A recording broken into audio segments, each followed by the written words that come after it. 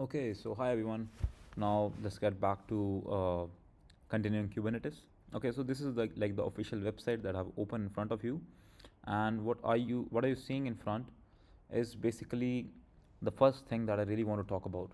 Okay, so we have just talked about what exactly is Kubernetes in the previous lecture. Okay, and why does it exist and what exactly runs inside. So now we talk about what exactly is a Kubernetes cluster. Okay, and here this is like the official documentation of Kubernetes. You can find it easily on the web. So if you type in Kubernetes on Google, so this is like the official website of the documentation. So if I just zoom in, so we can take this as an example. You see, this is like Kubernetes cluster written in front. So when we talk about Kubernetes cluster, it can be said that it is basically a group of machines that are working together.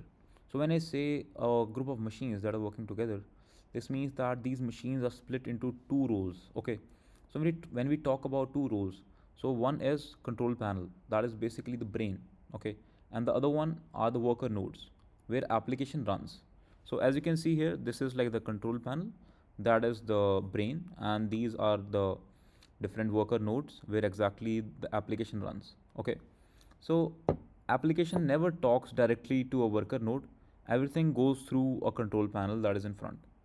So now we talk about like what are API servers, and before we dive deep into it, first we're going to talk about what exactly happens. So manager of the machine basically decides what is going to happen, and the worker, it basically runs the application. Okay, so if I just go down here, you can see here that they have written API server, cloud control manager, and controller manager, as you can see. So this is CM, that is the controller manager, and then you have cloud controller manager, that is basically like optional, and then we have an API server. Okay, so manager decides the things and worker machines, they run the application. Okay, so let's just take an example of an human analogy. So where someone is taking an order, so like a waiter, and then there is someone who is assigning a chef that you are going to make this, and then it also ensures that the food is served correctly. So this, the person who is basically orchestrating each and everything, after getting the orders, is assigning the chef, and it is also making sure that the food is served correctly. Okay, so now if we talk about worker node, okay, so as you can see here, if I just zoom in, like for example, these are the different nodes. So when I talk about worker node, this is the place where application is actually running. So they run containers and report back to the manager. Okay, so they run containers and report back to the manager, and they can fail as well. If one worker dies, Kubernetes uses the other one. We are going to learn more about how does this happen, this whole complete thing. How does it happen? Like if one worker dies, how does it rerun everything? How does all this happen? Okay, so now we talk about further. We basically now are going to dive deep into the installation. Okay, so the installation is divided into four parts. So I'm just gonna show it to you. Like installation is divided into four parts. The first one is Docker, and the next one is Kubernetes, and then we have third, that is kubectl, and then moving on we have the fourth one, that is Minikube. Okay, so what exactly are all these? And we all know Docker. So if you're studying Kubernetes, you already know what Docker is, but still I'm going to type in, it runs the container, and then we talk about Kubernetes. So this one manages the container, and then we have kubectl. This basically talks to Kubernetes, and then we have Minikube. This basically runs Kubernetes locally. Always remember the difference between kubectl and Minikube is kubectl talks to Kubernetes and Minikube runs the Kubernetes locally. Okay.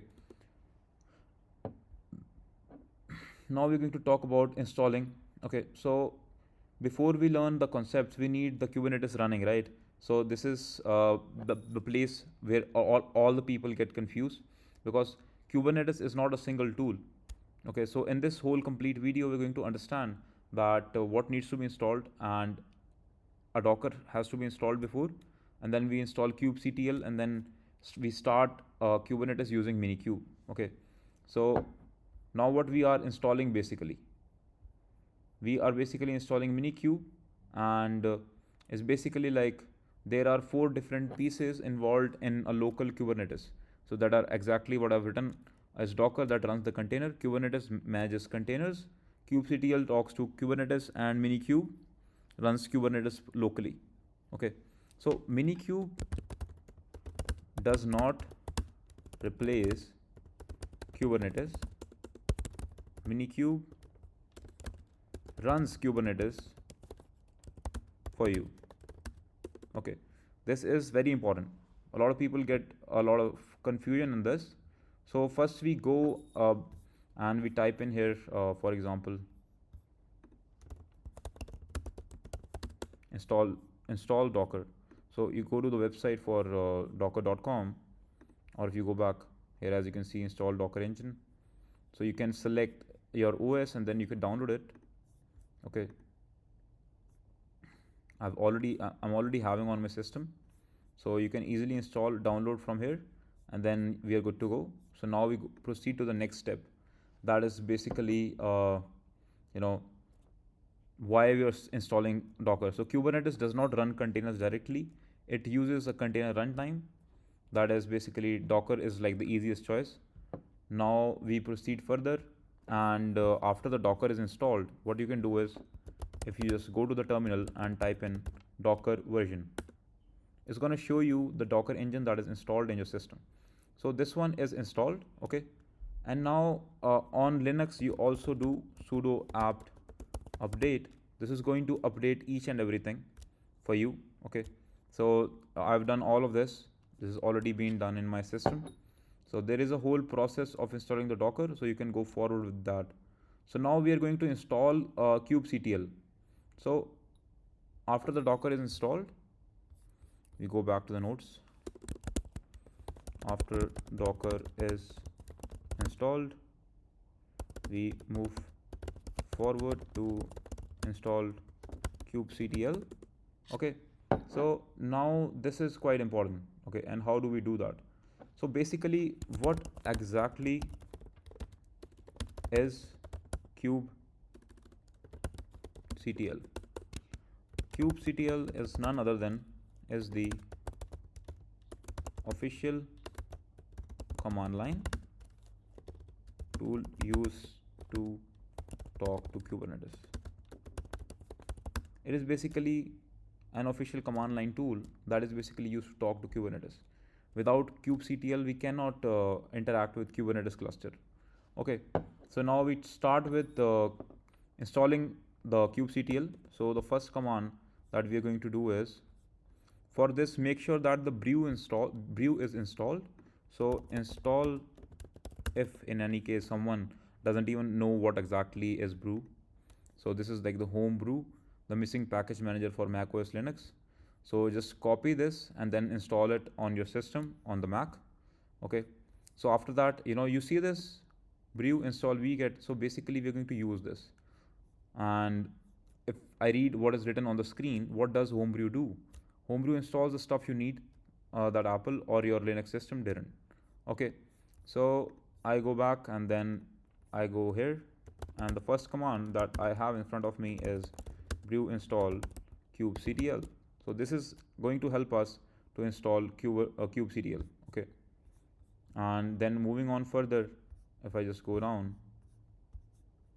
on the website, this is showing all the components, and they also have like an installation guide from where you can copy stuff. So install kubectl on Mac OS. This is like the page. So as you can see, you must use a kubectl version that is within one minor version, and then here you can select Apple Silicon or Intel. So for me, it is Apple Silicon. So if I just copy this and paste it on my terminal, it's going to start. So Now moving on, as you can see, we have to validate the binary as well. So download the kubectl checksum file. So we can download it using this command, and then we validate the cube binary against the checksum. This is okay, then kubectl is okay. And we also make sure that the kubectl binary is executable. So we use chmod, and then we move the kubectl binary to the file location of your system path. Okay, so now to ensure that the version you install is up to date, what the command that is written is kubectl version dash dash dash dash client. So I just copy this, and if I just go back, so as you can see, as kubectl is already installed in my system, it gave me the client version and customized version. Okay, so if it is not installed in your system, nothing is going to come, is going to pop you an error. Okay, so make sure that you have it installed. So after installing, we have to validate the kubectl and delete the checksum file. So in order to remove the checksum file, we use rm. Rm is basically close to remove. We can see that is like the whole manual process that we just did. With Brew, it makes it more easy. So it's basically Brew install kubectl, and then you have easily like kubectl version dash dash client. Okay, so that's it. That's how you install. So now we are having the kubectl installed in our system. So kubectl is installed, but Kubernetes itself is not running. So now we installed Kubernetes using Minikube. Okay, so Minikube, what exactly is Minikube?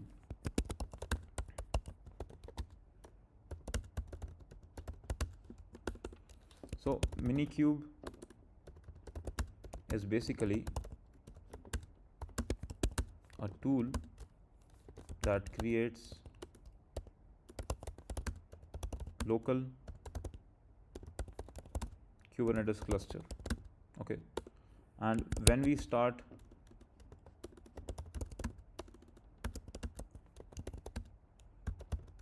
Minikube, Kubernetes itself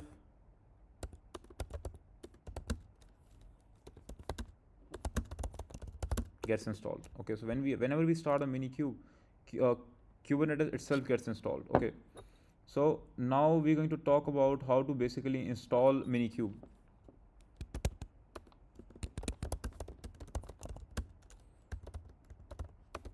So after the installation of Brew, it's going to make your life very easy. So it's just like Brew installed Minikube. That's it. So this is like the easiest thing. And now we're going to check the version as well. So if I go back to my terminal, Minikube, and then I type in version. So as you can see, this is the Minikube version that we are having at the moment. Okay, so now we're going to talk about how to start Kubernetes. So I go Minikube start and then press enter. So as you can see, Minikube using the Docker driver based on existing profile existing due to,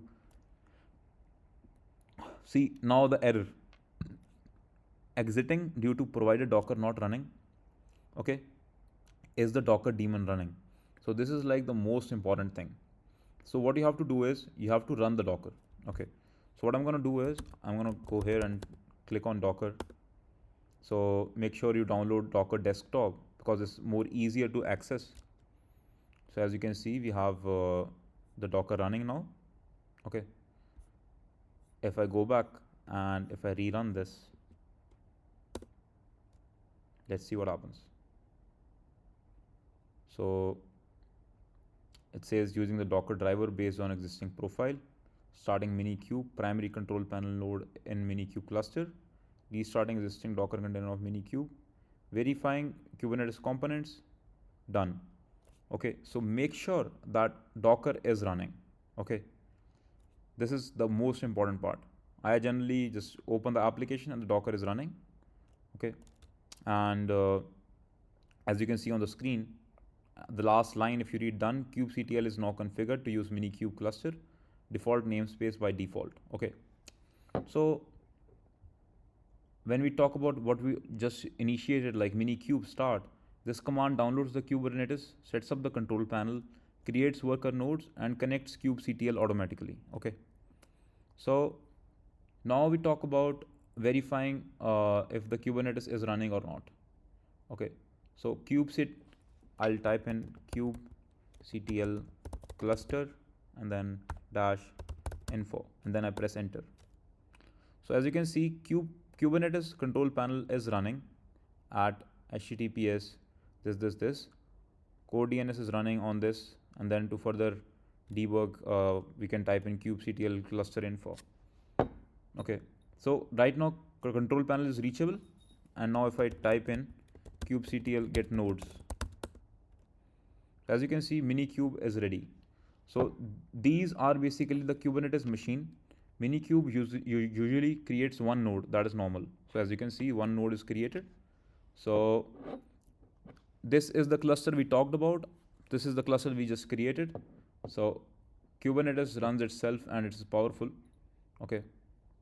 And now if I just type in like kubectl get pods -n and then kube system and then press enter. So as you can see, these are all the pods. So Kubernetes runs as pods. We don't touch these. Okay. So we are going to understand what pods are. So right now we know what nodes are and what control panel is, as I mentioned before. Okay. So if I go back here in the documentation, Kubernetes components of a cluster. Okay. So you can see a cluster is running. Okay. So if you reread this, if you go back and if I just click on, what I'm going to do is I'm going to clear each and everything so that you can have a better idea. Okay, so kubectl cluster info. What do you read in front? Kubernetes control panel is running. Okay, so if I zoom in, this is the Kubernetes cluster. The control panel is this one. So control panel is like the main brain. And then we have nodes. So these are the nodes. Okay, as I mentioned you before, it's going to be consisting of two parts. What is control panel and what this other part is nodes. Okay, so as you can see, reread, control panel is running. Okay, and then when we talked about get nodes, so worker node is also running. Okay, so right now the role is the control panel, that is Minikube. So that is by default. So that is all about this session. We are going to, learn more about what nodes are, what pods are, and then how things are done in the future. So that's all about this session. Thank you so much.